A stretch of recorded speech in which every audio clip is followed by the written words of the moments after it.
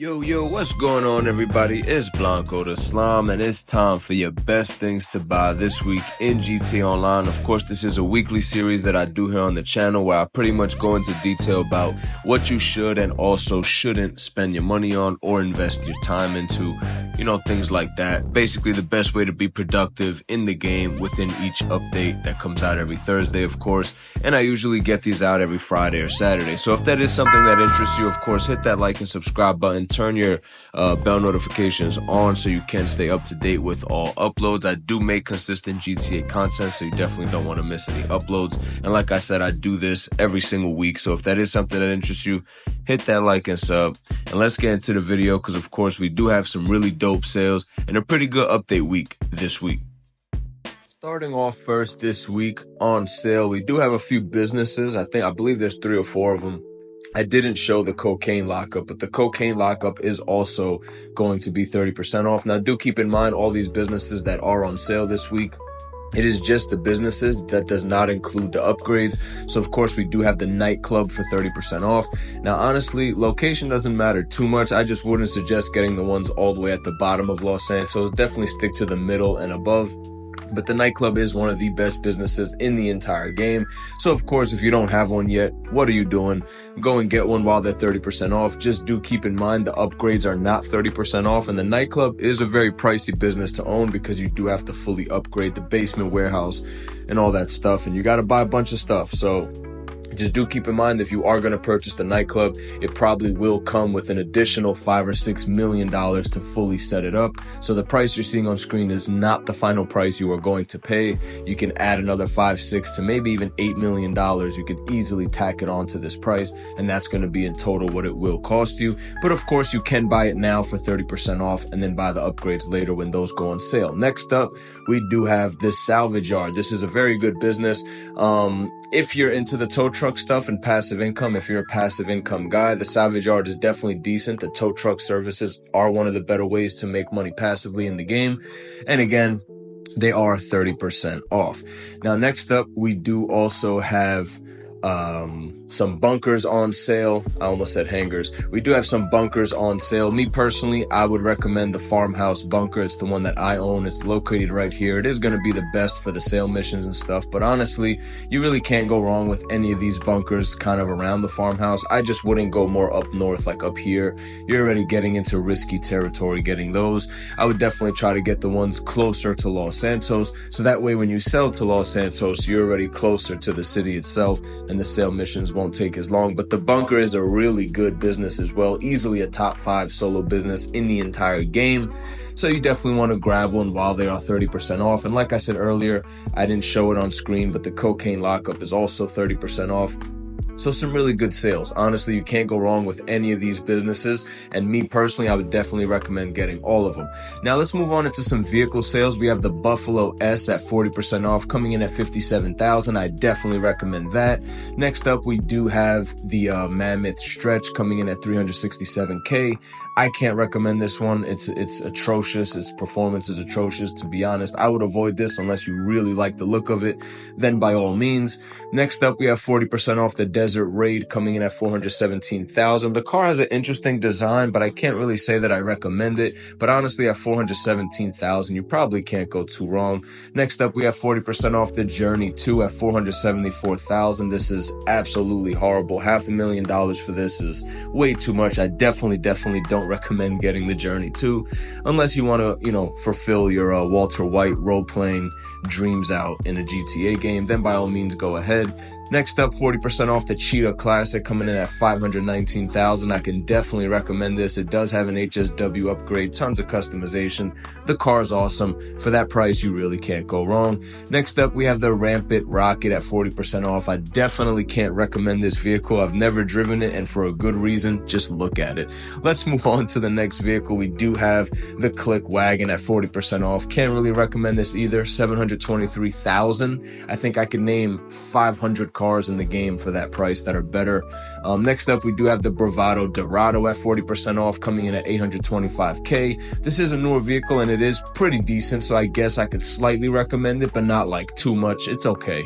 Next up, we have 40% off the Coquette D1. based off a classic Corvette for $900,000. I believe it has an HSW upgrade as well. I might be wrong on that, but I would definitely recommend getting it. It is a pretty dope car. I don't have any issues with it. Next up, we do have the Retinue Mark II, 40% off at $972,000. Personally, I've never owned it, drove it, or customized it. So you know the rules here on this channel. I don't give my opinion on things that I've never touched, myself. So next up, we do have the Canis Castigator at 40% off, coming in at $990,000. I really wish they just made the model a little bit bigger. It would have looked like a Trackhawk, but it's still a good car. I definitely recommend getting it.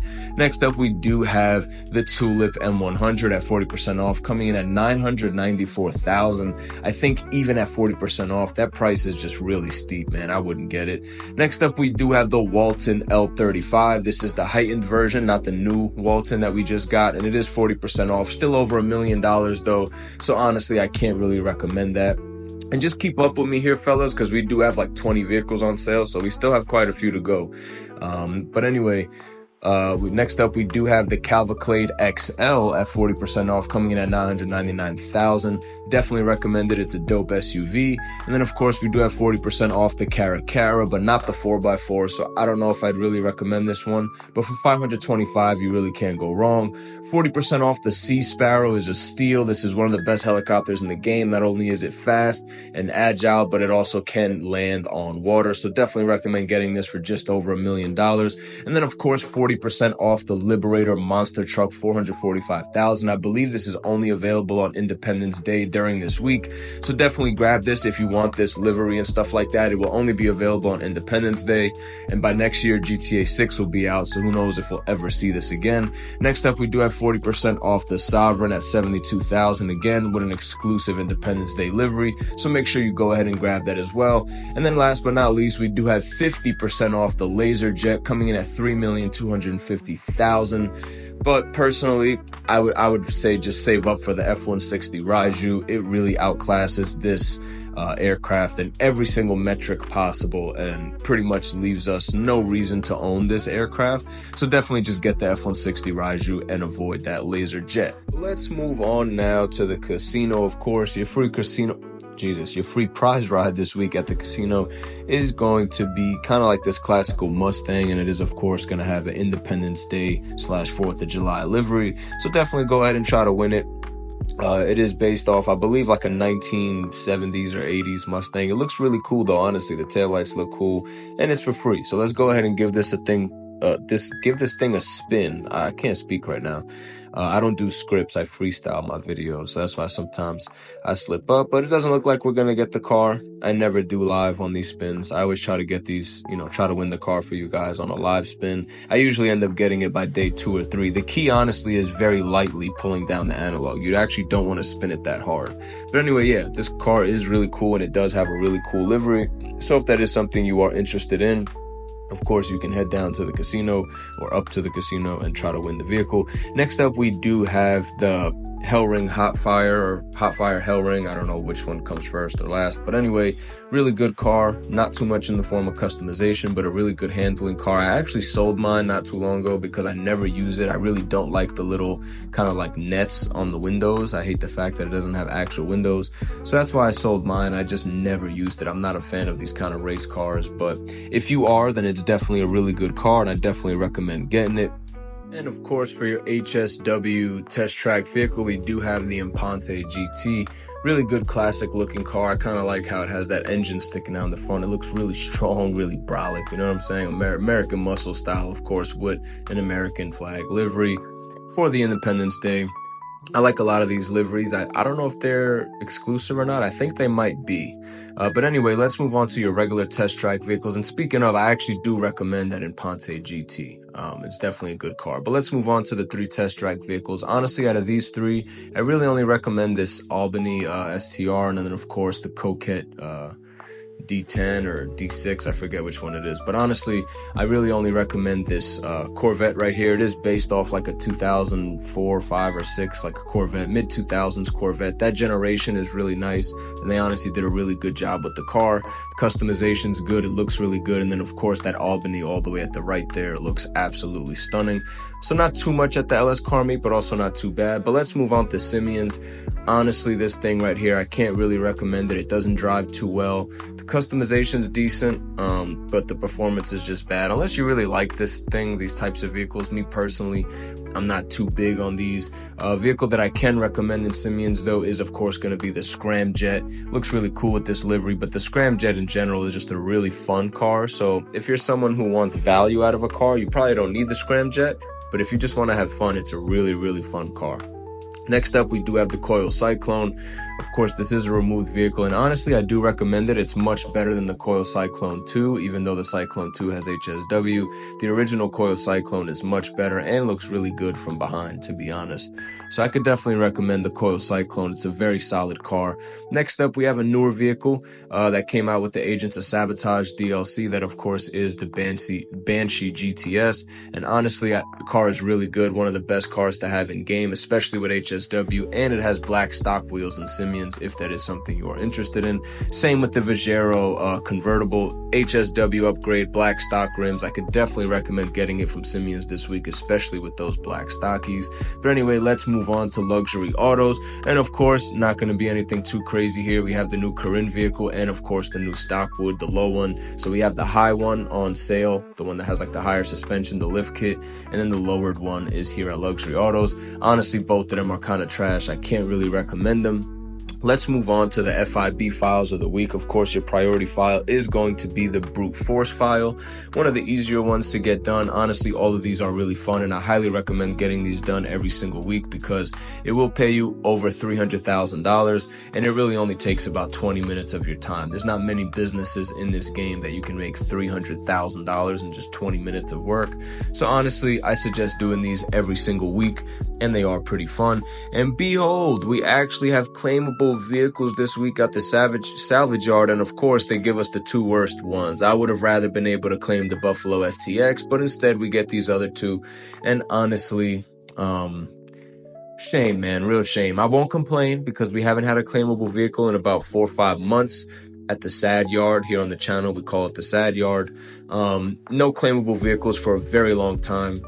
And now we actually do have these two. So whenever you see this red garage logo, for those who don't know, that does mean you can keep the vehicle after robbing it. So pretty cool. Not the best vehicles, but at least we do have something. Next up, these are the locations of your time trials. This one will pay you $100,000 and take about 2 minutes of your time.